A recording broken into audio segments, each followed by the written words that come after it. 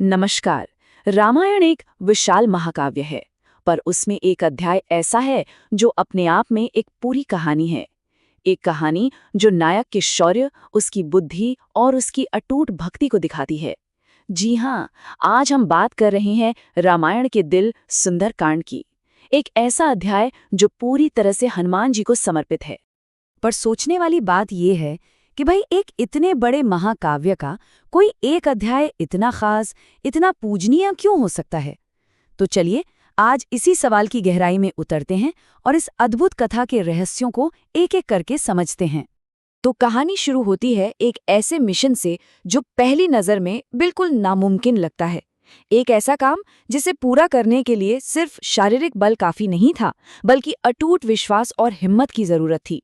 वो पल याद कीजिए जब जाम्बवंत जी हनुमान को उनकी ही भूली हुई शक्तियां याद दिलाते हैं और हनुमान वो बिना एक पल सोचे इस चुनौती को स्वीकार कर लेते हैं। ये कोई मामूली छलांग नहीं थी, ये महेंद्र पर्वत से लगाई गई आस्था की एक बहुत बड़ी छलांग थी। ये हमें सिखाती है कि खुद पर यकीन रखना ही सबसे बड़ी ताकत है। पर हनुमान जी का ये सफर इतना आसान भी नहीं था। रास्ते में एक के बाद एक 4 बड़ी मुश्किलें आईं।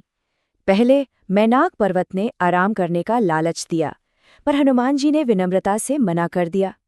फिर सुरसा ने उनके आकार की परीक्षा ली तो उन्होंने बल नहीं, बुद्धि का इस्तेमाल किया। सिंहिका नाम की राक्षसी ने उनकी परछाई पकड़कर रोकने की कोशिश की, लेकिन हनुमान ने उसे भी हरा दिया।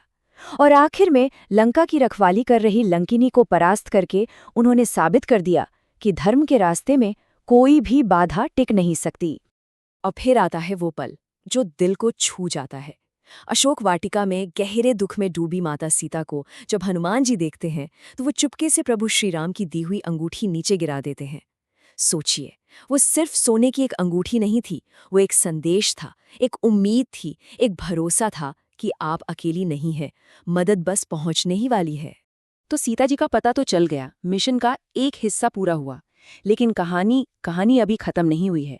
अब बारी थी एक आमने सामने की टक्कर की, और ये टक्कर सिर्फ 2 योद्धाओं के बीच नहीं, बल्कि 2 सोच के बीच होने वाली थी।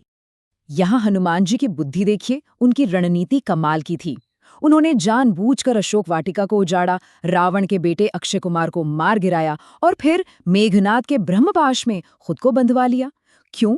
क्योंकि उनका असली मकसद तो रावण के दरबार में पहुंचना था और उसे सीधी चेतावनी देनी थी। जरा रावण के दरबार का वो सीन सोचिए।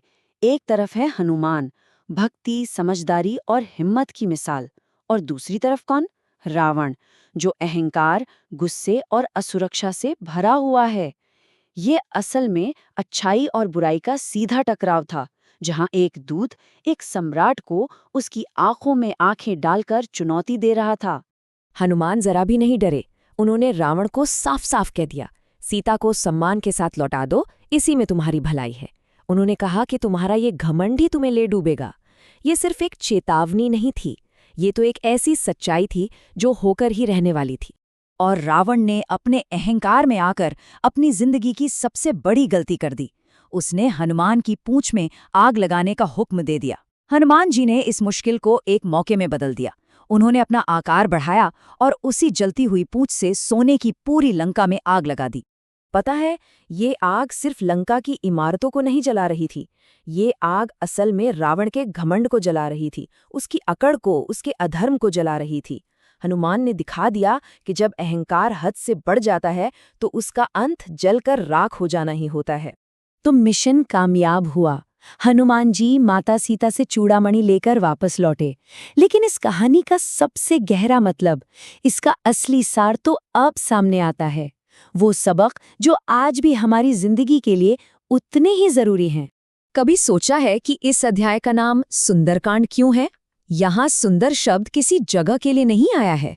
ये शब्द इस्तेमाल हुआ है हनुमान जी के लिए, उनके सुंदर मन, उनके पवित्र और निस्वार्थ चरित्र के लिए। ये उनके मन की, उनकी भक्ति की और उनके कामों की सुंदरता की कहानी है। इस पूरी कहानी से हम कुछ बहुत गहरी बातें सीख सकते हैं। पहली, जब हमारा मकसद नेक और अच्छा हो तो समुद्र जैसी बड़ी मुश्किलें भी छोटी लगने लगती हैं। दूसरी, हनुमान हम सबके अंदर की उस छिपी हुई ताकत की तरह है जिसे सिर्फ विश्वास और सच्ची लगन से जगाया जा सकता है।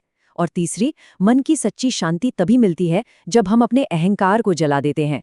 तो आखिर में हम ये कह सकते हैं कि सुंदरकांड सिर्फ एक धार्मिक कथा नहीं है। नहीं, ये तो असल में जिंदगी की मुश्किलों से लड़ने के लिए एक प्रैक्टिकल गाइड है। ये हमें सिखाती है कि हिम्मत, बुद्धि और संयम से हर नामुमकिन काम को मुमकिन बनाया जा सकता है। और ये पूरी कथा हमें एक आखिरी सवाल पर लाकर छोड़ देती है कि हमारे जीवन की लंका क्या है। वो कौन सा डर, कौन सा अहंकार या कौन सी बाधा है जिसे हमें अपनी अंदरूनी ताकत और विश्वास से जीतना है। इस पर सोचिएगा जरूर।